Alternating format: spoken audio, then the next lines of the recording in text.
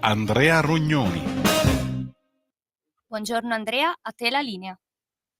Grazie Natalia, oggi parliamo, dopo un po' di tempo che li avevamo dimenticati, dei bronzi di Riace, perché si riapre un'appassionata ricostruzione della loro vera storia, che è abbastanza complessa a quanto pare. Ne parla l'ultimo numero di una rivista che auguro a tutti di poter leggere perché è molto interessante, Archeologia Viva. Ovviamente sono due le riviste di archeologia che girano ancora in cartaceo nelle edicole italiane e sono Archeo e Archeologia Viva. Poi ci sono le riviste scientifiche accademiche da università che ovviamente sono frequentate solo da chi vuole fare in termini scientifici dell'archeologia.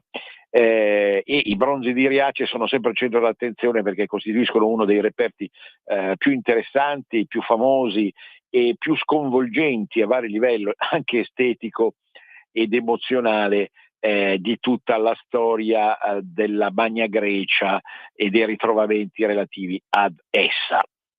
Poi per la realtà ho ricevuto dei libri che ho trovato molto interessanti, ve ne voglio parlare, di vario argomento, prevalentemente spirituale. Poi passeremo nella seconda parte a parlare di alcune altre questioni molto importanti come la nuova avventura verso la Luna. A quanto pare non è bastato il fallimento degli anni 60-70 per il fatto appunto che insomma tutto sommato, per quanto sul piano scientifico sia stato interessante, ma è anche come ritrovamenti minimi, ma non ha destato quello scalpore che si aspettava, ovviamente tutte le missioni Apollo e quant'altro. Ora tutto è destinato a passare forse nel dimenticatoio, non fosse che la NASA, che è sempre allerta e vuole rilanciare, magari anche in un sottile legame con le nuove pretese di Trump, vuole rilanciare questo mondo che sembrava oramai passato in cantiere archeologico, si potrebbe dire.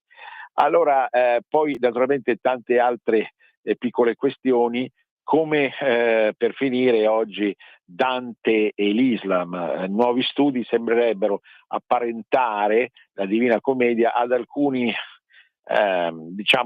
produzioni arabe e islamiche del Medioevo. Dante avrebbe in qualche modo letto qualcosa di tutto questo che riguardava anche l'aldilà e ne avrebbe usufruito proprio nella Divina Commedia. Certo, voi capite bene che si tratta di una questione spinosa al fulmicotone, si dice, perché quando si parla di rapporti tra cristianesimo e Islam, anche e soprattutto su questo livello di tipo espressivo, letterario, artistico, noi andiamo un po' a scoprire un dente malato che noi avevamo in qualche modo curato in maniera anche da queste onde, no? In maniera sacrosanta, per cercare di far capire che non si possono mettere in discussione le fondamentali differenze fra le due religioni, al di là ovviamente di quelle che sono le faccende più politiche, geopolitiche e anche sfondo terroristico che abbiamo visto negli ultimi 20-30 anni. Ma su questo appunto noi ci ritorneremo. Intanto, se mi permettete, non è un commento, è un piccolo appunto sul nuovo Papa, Leone XIV, che ho visto anche nei social diventare oggetto di culto da parte specialmente del nord Italia, alias chiamata Padania, laddove in termini dialettali è il prevost, il prevost sarebbe appunto colui che presiede una catena di parrocchie in termini di cura e di amministrazione. E quindi tutto questo ha fatto scattare quel meccanismo che poi appartiene, come sapete, alla cultura popolare, e ci ritroveremo lunedì proprio con Paolo Gulisano, che a quanto pare è stato a Roma a raccogliere le prime notizie sul nuovo Papa, ma sicuramente la cultura popolare è in grado, come sempre, di produrre quelle piccole profezie, naturalmente. Il prevosto che diventa papa, ma che rimane prevosto come qualità, come gusto, come orientamento. Ma non c'è solo questo aspetto, e ovviamente lo dico subito e lo ridirò lunedì, proprio sentendo il parere di Paolo, noi dobbiamo aspettare, è ovvio, che la storia faccia il suo corso, cioè dobbiamo aspettare che il Papa manifesti con più chiarezza le sue idee e le sue volontà, perché ben poco finora come traccia ci è stata lasciata, al di là di quelle parole dal balcone che sono state pronunciate dopo l'Habemus Papam. Ecco, una notazione che riguarda invece il nome, appunto, Leone XIV.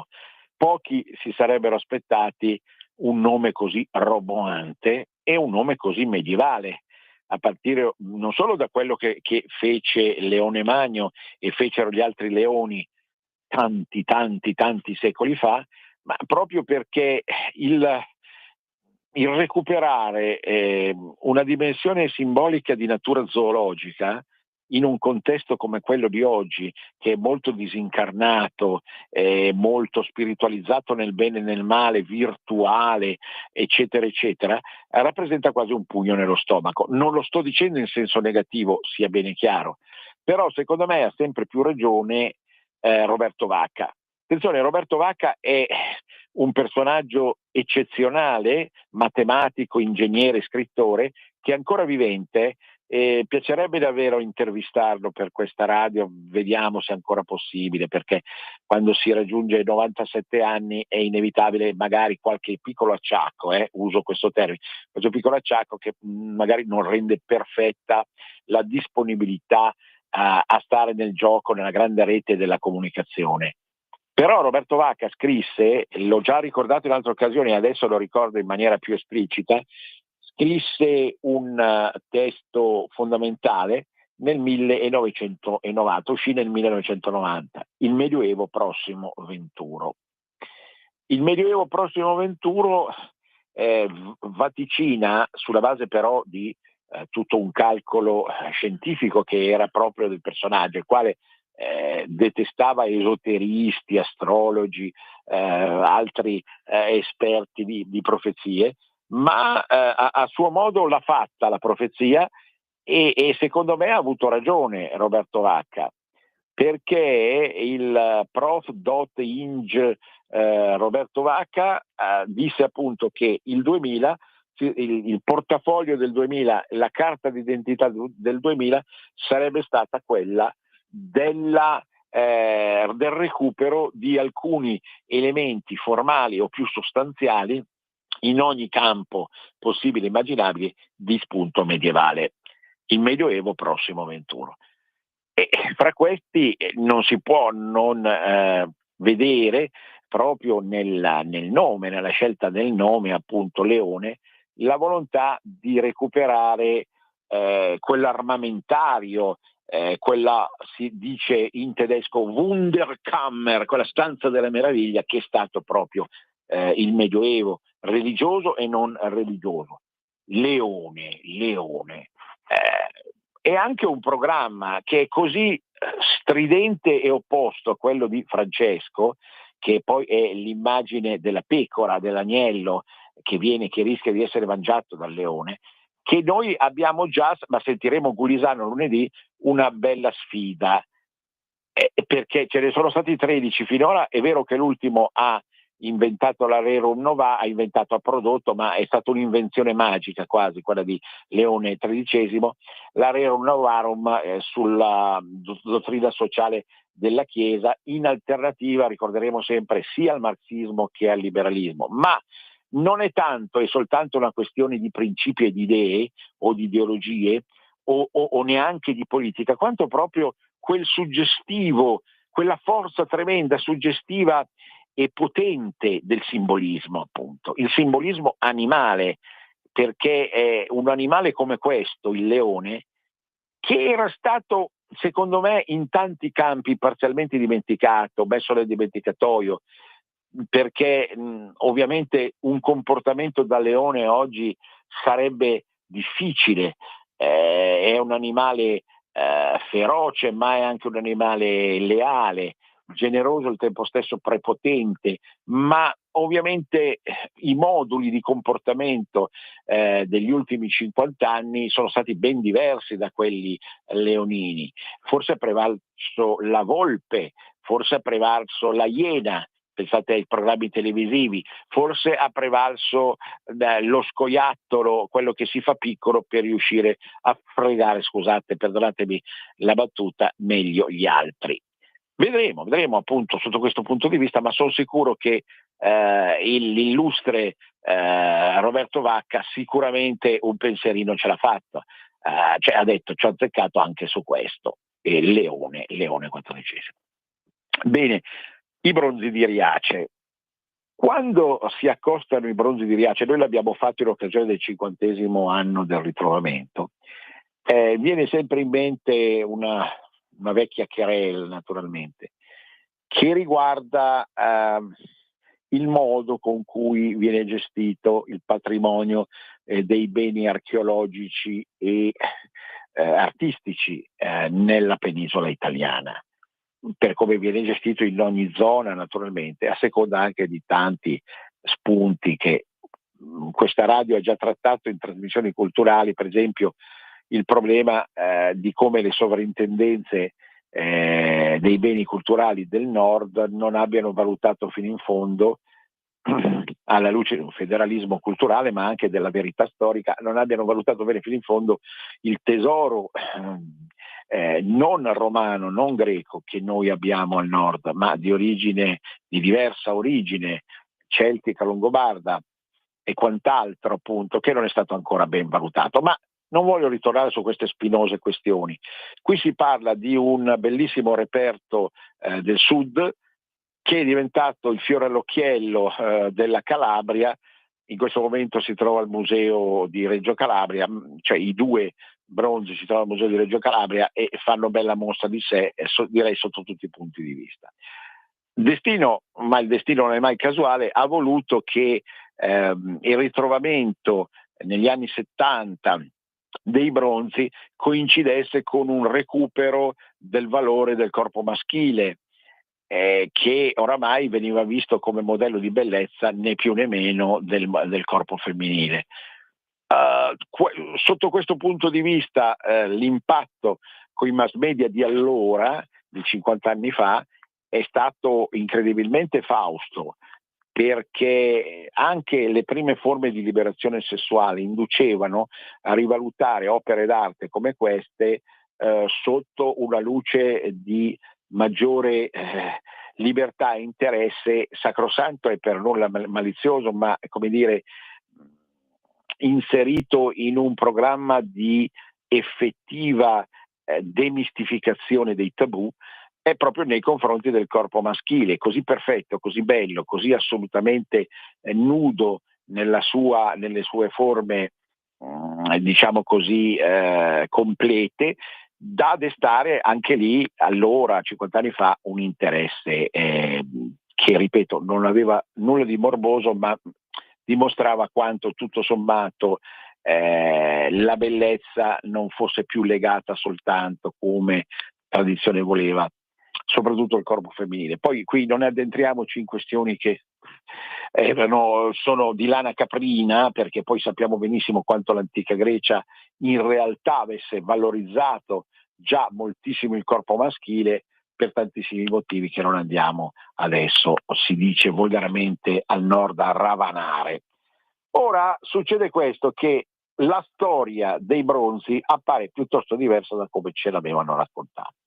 Si ho scoperto che sono stati prodotti in un cantiere della Grecia orientale. Il riferimento giornalistico è, l'abbiamo detto, archeologia viva, bronzi di Riace, tutta un'altra storia. E in effetti c'è anche una cartina illustrativa con il luogo di collocazione reale per un certo periodo nella storia antica, che è stato Delfi. Delfi è legato all'oracolo, la zona della Grecia centrale famosissima. In realtà noi sappiamo che cioè sappiamo, abbiamo ricostruito attraverso degli studiosi estremamente avvalorati che il luogo di committenza fu Siracusa.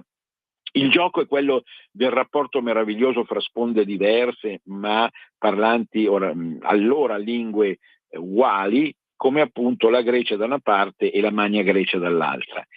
Si è scoperto realmente che il luogo di committenza era Siracusa, in quanto Siracusa aveva un potere enorme nella Sicilia e nell'Italia di allora. Ma l'effettivo luogo di produzione fu un altro, fu Sibari, che a quei tempi era un po' la capitale del lusso nella Magna Grecia, cioè nella Calabria settentrionale. Come poi realmente, partendo da questi tre luoghi, che non sono Riace, i bronzi siano finiti a Riace, sa solo Iddio. Cioè, come siano poi finire lì in mare davanti a Riace, dove appunto furono effettivamente ritrovati. Però questa lunga storia ci racconta quanto poi nel mondo antico le opere d'arte fossero programmate con particolare cura e riguardassero anche interessi diversi, perché Siracusa era colei che aveva più interesse a produrre, è una specie di Milano de una volta, si dice a Roma, scusate l'ironia, ma poi anche Sibari, perché i sibariti erano quelli che potevano gustare meglio sulla base del dineros, quindi i consumisti, i produttori erano i siracusani, i consumisti erano i sibariti, ma poi nella realtà la madrepatria era quella che aveva la responsabilità maggiore, appunto, quindi quella località, abbiamo detto, della Grecia continentale. Tutto sommato, ecco, qualcosa che ci racconta la voglia di viaggiare e di far viaggiare delle opere che adesso viaggiano soltanto perché devono andare in un museo per un certo determinato tempo. Viene in mente soprattutto l'arte precontemporanea e contemporanea fra 800 e 900, impressionisti, espressionisti, Cézanne e compagnia bella. Ma qui è arte figurativa. Quando parliamo di scultura, tutta la scultura contemporanea è abbastanza posizionato su dei posti fissi, oppure eventualmente appunto per mostre, ma con estrema attenzione e con maggiore rarità temporale rispetto ai quadri, appunto tra città diverse. In ogni caso, questi benedetti bronzi avevano proprio la faccia di bronzo, si suol dire, nel senso che riuscirono a navigare per tutto il Mediterraneo occidentale con estrema facilità, per poi venire riscoperti per quel destino oscuro che segna qualsiasi realtà anche inanimata, riscoperti appunto una cinquantina d'anni fa. A questo punto la nuova storia, come appunto propone Archeologia Viva, risulta estremamente appassionante, perché qui si tratta di capire anche qual è l'effettiva officina dal punto di vista stilistico, culturale, ideale, militare, eccetera, che ha prodotto questi benedetti bronzi di Riace. Ne vedremo ancora delle belle, perché fin dall'inizio, ripeto, per il modo con cui sono stati proposti dai mass media, eccetera, eccetera, i bronzi hanno fatto furore, e quasi quasi come se fossero degli esseri umani, ancora viventi naturalmente. Qualcuno ci ha voluto vedere il modello assoluto della bellezza maschile, ma noi sappiamo anche che coi secoli la bellezza maschile è molto mutata, è molto cambiata. L'immagine di, oserei dire, eccessiva virilità da parte di costoro, da parte dei bronzi, di queste meravigliose facce di bronzo, dico, quel modello lì è superato. Si sa bene che oggi come oggi, appunto, tende a vincere un uomo leggermente più effeminato, dotato di tutta una serie di spunti in realtà che lo apparentano a un universo di usufrutto cosmetico che è anche femminile. Ovviamente con mille sfumature al riguardo e con tanti gusti che sono diversi all'interno di un mainstream e di una tendenza d'onda di moda complessiva che porta verso una certa determinata realtà. Certo, anche l'immagine della milizia, cioè dello scudo e della lancia, è qualcosa di superato dal punto di vista reale. Non tanto perché stiamo anche vivendo un periodo atroce di guerre, ma perché poi nella realtà l'immagine dell'uomo che va in guerra è un'immagine perdente oggi come oggi, laddove appunto lo stesso Papa ha iniziato tutta la sua lunga storia parlando di pace. Lo sto dicendo come osservatore, non mi interessa prendere parte e posizione in questo che poi è una guerra, è un conflitto di lingue, di lingua, di linguaggio, di espressione più che di realtà effettivamente concreta. Vi dicevo di libri ricevuti, siamo ancora all'interno della prima parte, sono gli ultimi minuti della prima parte della mia trasmissione. Per i libri ricevuti ho ricevuto qualche libro dalle edizioni Ares, che sono sempre delle edizioni meravigliose dal punto di vista della ricerca della storia, soprattutto della religione e della spiritualità. Il primo che vi cito è quello di cui poi noi parleremo presto, non lunedì ma presto, comunque proprio con Paolo Golisano, che ha scritto Cercate prima il regno di Dio, ed è una biografia di Stanislao Medolago Albani, padre del cattolicesimo sociale. Come al solito Gulisano si è voluto cimentare con figure topiche della storia del cristianesimo recente, e sicuramente fra questi c'è il Medolago Albani, che nacque a Bergamo nel 1851 e morì nel 1921. Un protagonista assoluto, al pari di certi pontefici di allora, proprio nel riuscire a reimpostare, magari sulla scorta anche di quello che citavo prima, la Rerum Novarum di Leone XIII, tutto il rapporto della religione cristiana con le questioni sociali. Un grande lombardo che evidentemente ha ricevuto l'ammirazione di tanti, ma non sempre con la dovuta misura. Dalla Ares ho anche ricevuto Baldovino. Baldovino è la storia del re del Gran Rifiuto di Fulvio Fulvi, un libro da leggere con calma, perché tutto questo versante della storia del Belgio e quindi anche dell'Europa non c'è sempre chiarissimo, e oltretutto la vita di re Baldovino è qualcosa di estremamente complicato e contraddittorio, che appunto Fulvio Fulvi in questo ultimo libro uscito per le Ares Edizioni ci permette di gustare fino in fondo. Sono degli scorci della storia europea che o sono stati dimenticati oppure hanno un'interpretazione non sempre univoca, ma che sono interessanti in fondo. Poi ce ne confermerà il ritorno anche di Tognini, lo storico che spesso parla nelle nostre trasmissioni, per riuscire a comprendere fino in fondo davvero come questi personaggi, che oltretutto appartenendo all'aristocrazia, oggi è un po' il refrain di oggi, leone, re, eccetera, appartenendo all'aristocrazia, diciamo, magari vogliono essere messi da parte definitivamente dai libri di testo. Ho ricevuto anche di Rudolf Steiner, di cui ricorre il 100° della morte quest'anno, il personaggio originale atipico di origine croata ma vissuto in Svizzera e Austria, la scienza occulta, la conoscenza dei mondi superiori, l'evoluzione presente e futura del mondo e dell'umanità, il corpo eterico dell'uomo, il mondo astrale, la vita dell'uomo dopo la morte, le ragioni superiori del mondo spirituale, lo stato di sogno. La casa editrice è la CDL, una casa editrice estremamente curiosa, 3 edizioni CDL che si occupano anche di questo mondo.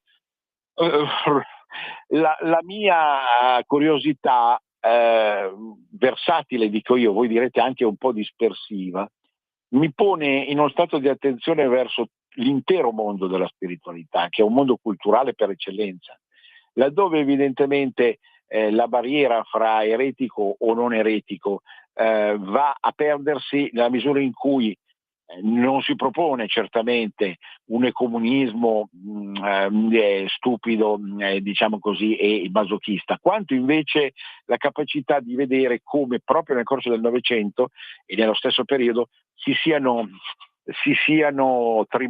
abbiano tribolato sulla terra, si siano manifestati personaggi anche molto diversi l'uno dall'altro, ma estremamente interessati proprio al recupero in chiave occidentale o orientale di alcuni spunti che comunque proprio in tempi di guerre e di cattive dittature, sia di destra che di sinistra, potevano risultare degli scrigni preziosi da rivedere appunto negli ultimi anni del Novecento, come è stato effettivamente fatto e come ciascuno di noi deve fare per onestà, senza faziosità naturalmente.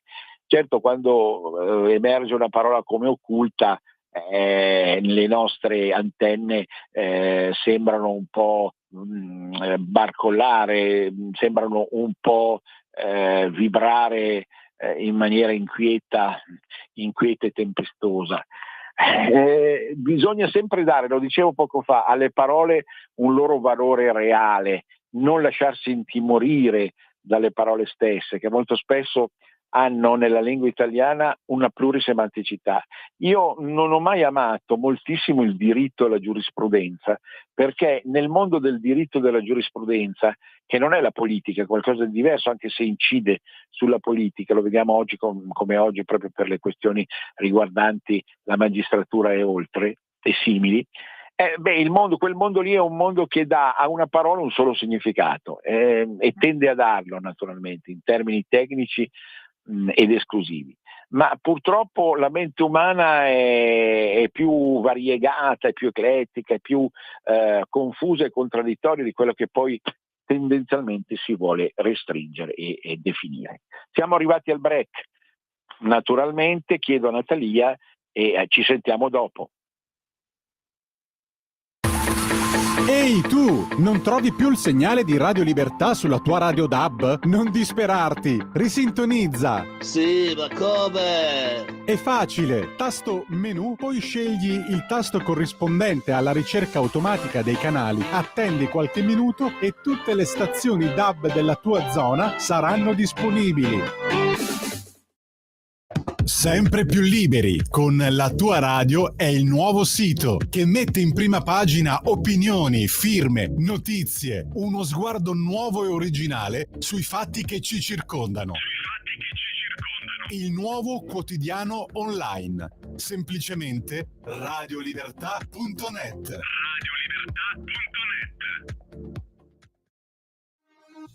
Porta con te ovunque Radio Libertà. Scarica la app per smartphone o tablet dal tuo store o dal sito radiolibertà.net. Cosa aspetti? Andrea, a te la linea. Grazie, eccoci qui che è la seconda parte.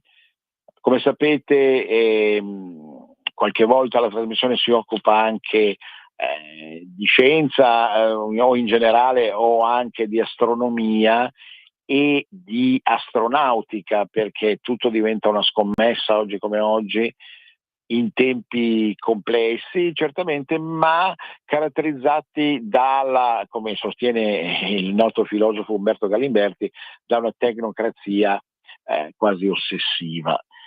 Le ultime notizie sono sconcertanti per certi aspetti, per altri possono riattizzare un certo entusiasmo. Le ultime notizie ci dicono che la NASA ha deciso di riaprire un fronte che riguarda la Luna.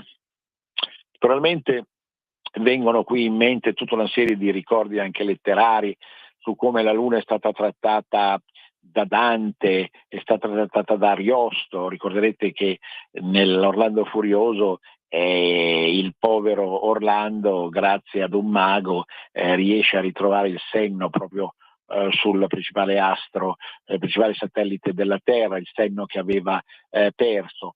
viene in mente la Luna come è stata trattata nel Paradiso Perduto di Milton, come è stata trattata in parte in termini quasi come dire di sintomo paranoico nel Don Chisciotte di Cervantes, ma più avanti e più vicino a noi ovviamente Foscolo e Leopardi, Manzoni, la Luna che segue la fuga dei poveri promessi sposi da Lecco verso Milano, e la Luna che poi diventa impietosa nelle opere poetiche di Leopardi.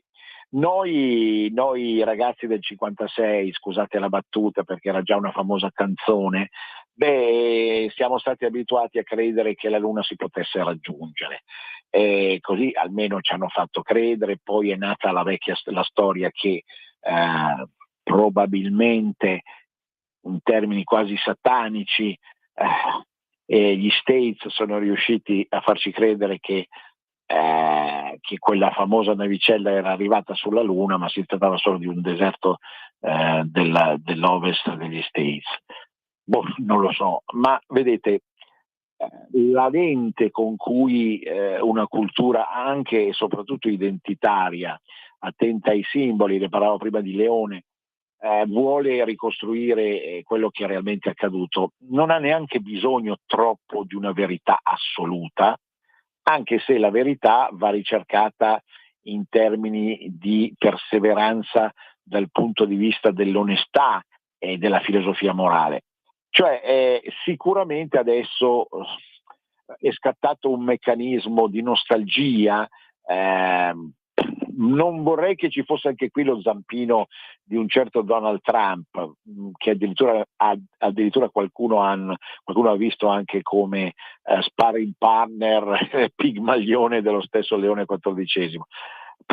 Diciamo così, delegando al Papa quella visione da re della foresta che lui ritiene di avere. Qui c'entrerebbe addirittura per lo spazio, per il recupero della NASA di questo programma, un programma che dovrebbe nuovamente riportare appunto gli astronauti americani in cima all'universo, in un certo senso, proprio quando poi nella realtà abbiamo scoperto tutti che l'universo è molto più grande di quello che è.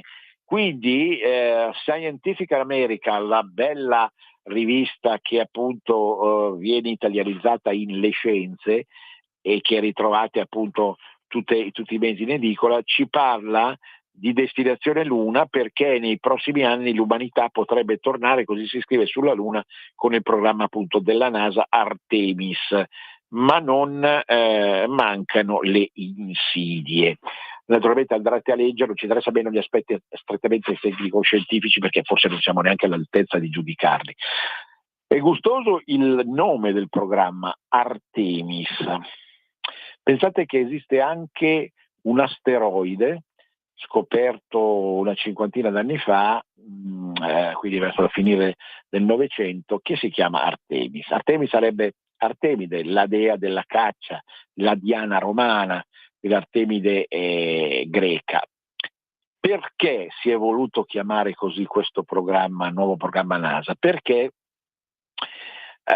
si è visto appunto che apparentemente sulla Luna non c'è nulla di interessante, ma la dea della caccia, l'astuta, lungimirante Artemide, potrebbe trovare qualcosa anche che non è stato visto, che non è stato accettato, che non è stato captato, percepito nella precedente realtà astronautica, naturalmente. E non è tanto il problema di cui Houston abbiamo un problema, cioè nel senso appunto di come la pantomima potrebbe avere caricato tutta quella sfida di 50 e 60 anni fa in maniera tale da farla risultare più interessante di quello che poi era nella realtà. Ma quanto invece i nuovi strumenti che sono a disposizione non solo della NASA, ma di tutto lo staff globale scientifico in senso astronomico e astronautico, cioè questi nuovi strumenti sarebbero in grado di far valutare meglio tutto l'insieme dei reperti effettivamente trovati. E tutto questo induce ancora una volta a ripensare in generale la sfida nei confronti dello spazio. E qui tutti hanno, cioè ogni categoria ha la sua idea, il suo mondo, la sua realtà. C'è chi rimane convinto che lo spazio è tutto dentro di noi. Pensiamo al mondo dell'astrologia, pensiamo al mondo in genere dell'esoterismo. Altri sono convinti che il misurarsi con lo spazio rende meno pesante quel fardello sacro, appunto, che noi ci portiamo dietro sia dalle religioni precristiane che dallo stesso cristianesimo, insomma, in qualche modo, concedetelo, ritornato al re della foresta per riuscire a recuperare un po' di credito completamente perduto, e via dicendo.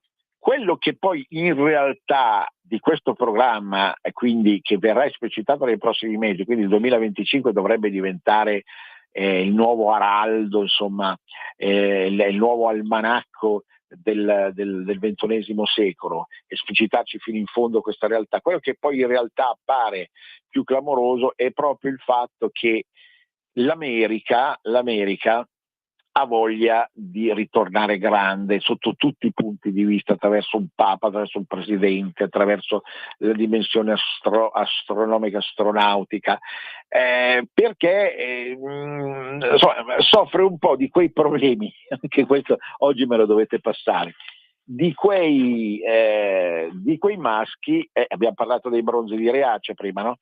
Quindi il refrain di oggi è cos'è? Di quei maschi che hanno vissuto delle esperienze sessuali straordinarie nel corso della loro esistenza, dai 15 fino ai 65 anni, e che poi improvvisamente si ritrovano in uno stato di impotenza. Penso che sia veramente brutto per costoro, perché perdono il senso della realtà e vogliono reagire in maniera sproporzionata, naturalmente, magari usando il Viagra. Ecco, il Viagra potrebbe essere questo nuovo programma della NASA, potrebbe essere il Papa, potrebbe essere le cose che c'è in mente in quel cervello al tempo stesso isterico e geniale e diabolico che è quello di Trump. Dobbiamo aspettarci di tutto, perché un animale ferito, e il leone qui ci casca a pennello, un animale ferito è capace di fare delle cose che un animale sano non è assolutamente capace. Vedete, poi mi accuserete, direte, ma Rognoni usa sempre un linguaggio così metaforico, simbolico. Il linguaggio metaforico, il linguaggio artistico, il linguaggio simbolico è un linguaggio che ha una potenza superiore di qualsiasi altro linguaggio giuridico, economico e politico, e perfino politico, anche se si riverbera nel mondo politico. Ma noi siamo dentro una grande narrazione oramai, e l'abbiamo detto all'inizio, è una narrazione in parte virtuale. Adesso sentivo in una trasmissione Rai parlare di intelligenza artificiale. Questo 25 diventerà l'anno della vittoria definitiva dell'intelligenza artificiale. E che cos'è l'intelligenza artificiale? È la vittoria della virtualità, della retorica, dell'immaginazione su tutto il resto della realtà. Di questo dobbiamo rendercene conto, di questo assolutamente, se non vogliamo morire di realismo inutile e ipocrita, perché il rischio è anche quello, naturalmente. Quando sentivo parlare in maniera estenuante di geopolitica, di economia, di recupero di un certo tipo di istanze globalizzanti rimisurate attraverso quello che Avvenire ieri chiamava il crollo del sovranismo. Ma attenzione, qui cito la parte del giornale intitolata Gutenberg di Avvenire di ieri, quindi una sorta di inserto, chiamiamolo così, la parte centrale, Gutenberg, laddove si manifestava una forte critica nei confronti del sovranismo. Cioè, il titolo dice: ma ci vuole una figura riequilibratrice che per il mondo intero riesca a superare i sovranismi. Ma Ma non cadiamo ancora in questa trappola, per favore, perché quella figura riequilibratrice l'abbiamo cercata nell'Unione Europea, nell'America, adesso nella Cina, nella Russia, ma è ovvio che l'anima di una nazione non sarà mai equilibrata. Cerchiamo di essere realistici. Più si usa un linguaggio tecnico, più ci si distacca dalla realtà. La realtà è fatta di tutta quella meschinità che è tipica dell'essere umano, che è tipica della specie umana. Non possiamo tirar fuori l'olio santo dalla specie umana, perché evidentemente più di tanto la specie umana non riesce a dare sotto nessun punto di vista. Quindi altro, caro Avvenire, ecco, caro giornale legato alla CEI, altro che non si può pensare a un giusto equilibratore. Chi potrebbe essere? Il Papa, ma il Papa lo fa in nome di una religione, non lo fa in nome di una reale, nonostante si camuffi da politico, da reale forza politica. Non lo può fare nella realtà. Abbiamo visto quanto alcune scelte bergogliane si siano infrante contro un muro di gomma per tantissimi motivi. Ce lo ridirà bene sicuramente Guisano lunedì sotto questo punto di vista. E tra le altre concorrenze che animano il mondo in termini anche cinici, e temo che sarà sempre così, ci sono anche le religioni. Bene, come sottolinea l'ultimo numero di Medioevo, alcuni studi estremamente interessanti, sia di critici italiani che di critici stranieri, ci hanno regalato l'immagine di un Dante molto più legato all'Islam di quanto si creda. Attenzione, che Dante conoscesse la questione della doppia verità di Averroè, conoscesse Avicenna e il pensiero arabo, questo è appurato. Che Dante confrontasse comunque il mondo religioso cristiano occidentale con quello orientale sulla base di una genialità assoluta che rasentava la profezia. Dante, quando mi parla del purgatorio, prevede l'America con tutte, come diciamo 5 minuti fa, con tutte le sue disfasie, le sue contraddizioni. Dante riesce a collocare i personaggi della sua epoca sotto una luce altrettanto profetica, quasi fosse lui il Papa al posto di Bonifacio VIII. Dante riesce a raggiungere delle vette poetiche che, come dicevo 5 minuti fa, superano tutte le scienze che lui pur conosceva, giuridiche, economiche, eccetera, eccetera. Però pensare che Dante, come sostiene qualcuno, abbia intinto la sua ispirazione in alcune opere precedentemente prodotte dal mondo arabo che parlavano anche dell'aldilà, mi sembra francamente eccessivo. Intendiamoci su una cosa, l'ho già detto forse in altre mie trasmissioni: nessuno è tabula rasa.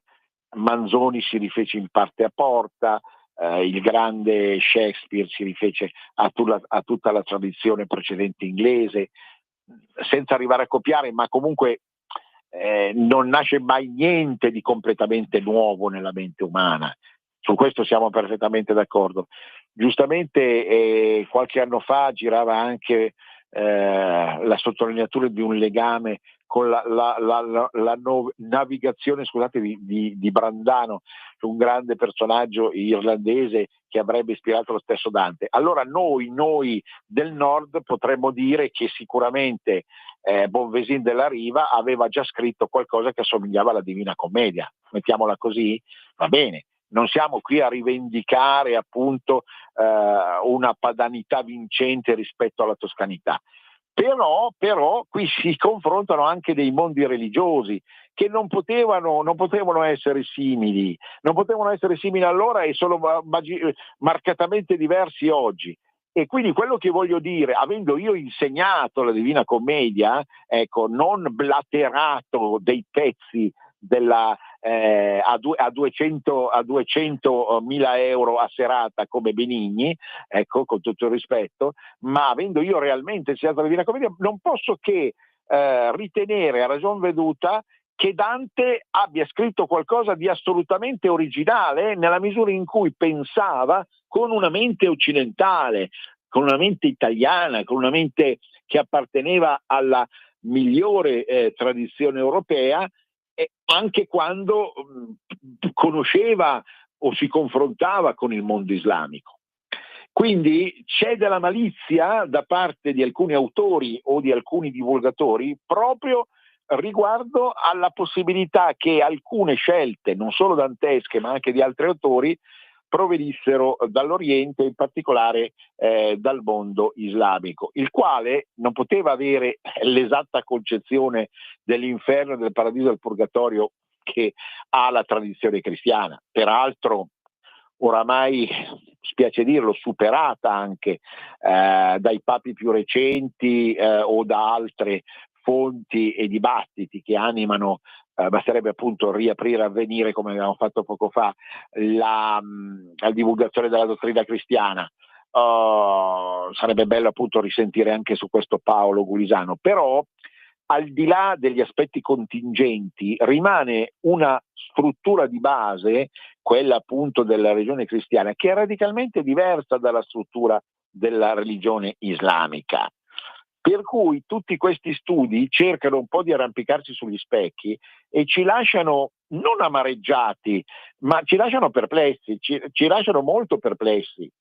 Del resto io ho provato come docente a insegnare la Divina Commedia anche a persone che venivano dal mondo islamico e mi sono visto una risposta abbastanza scioccante, cioè l'abbandono del posto, del banco, della sedia, perché evidentemente la proposta culturale, spirituale, dottrinaria di Dante Alighieri è radicalmente diversa dalla proposta che anima l'insieme dei libri cosiddetti sacri del mondo islamico. Del resto questa querela era già passata qualche anno fa, quando questa radio si chiamava Radio Padania, in termini anche un po' di lotta e di conflitto fra alcuni conduttori. Mi ricordo che peraltro fu il Pepe di questa radio proprio per l'apertura che già allora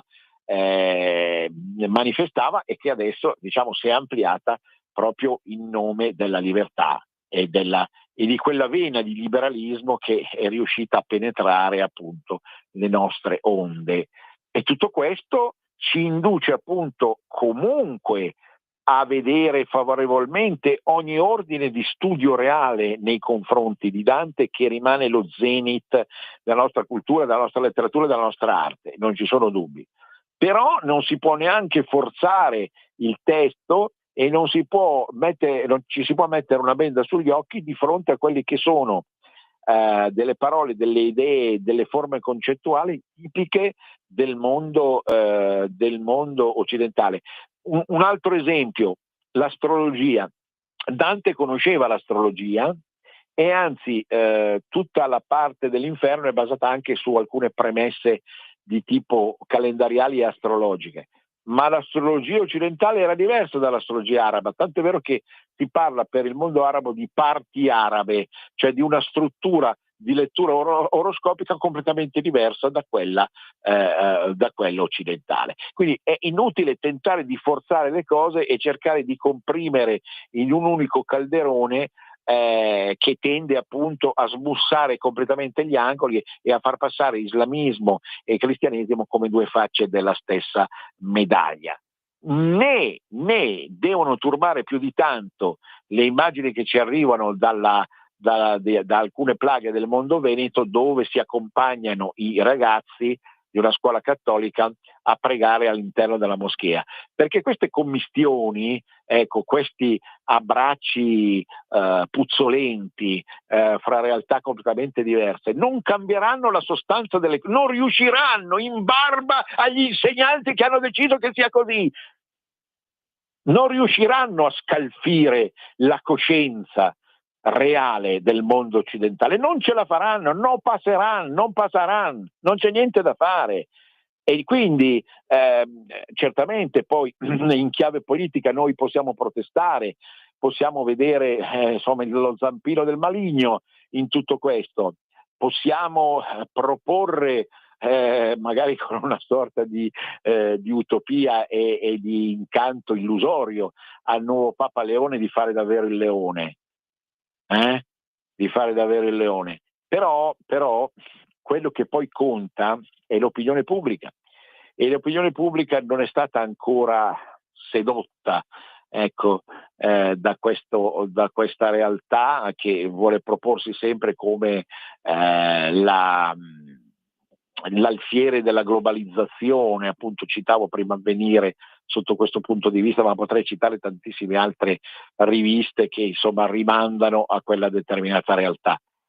Siamo sul finire della trasmissione di oggi. Come vi dicevo, la parte che lunedì riguarderà ancora il conclave sarà delegata a un'intervista proprio con Paolo Gulisano, ma lunedì ci saranno anche tante altre cose interessanti che sono fondanti di un mese così ricco di spunti e di realtà come quello appunto del mese di maggio. E ritornerà anche quella goccia di filosofia del leghismo che ogni tanto inoculo all'interno di quella determinata trasmissione. Siamo arrivati alle 54, io ringrazio davvero tantissimo Natalia, che così è entrata a far parte della rosa dei registi e delle registe, perché la nostra radio è una radio dove la dimensione femminile appare sempre più fulgida e splendente, sempre in barba e a dispetto di chi la considera perlomeno figlia di una tradizione maschilista e xenofoba. Non è mai stato così. Sarebbe bello, come ha fatto il tanto compianto collega Leo Siegel, con un suo libretto, sarebbe bello davvero scrivere veramente una storia della nostra radio, perlomeno dal 97 fino ad oggi, e dimostrerebbe ampiamente, dati alla mano, che sicuramente la dimensione femminile, mi viene in mente per prima Silvia Sanzini, ma tantissime altre, è stata la voce più profonda e più reale della nostra volontà di comunicare con la Padania, con l'Italia e con il mondo. Un grande abbraccio a tutti. Venezia risorga Venezia per sempre. A risentirci.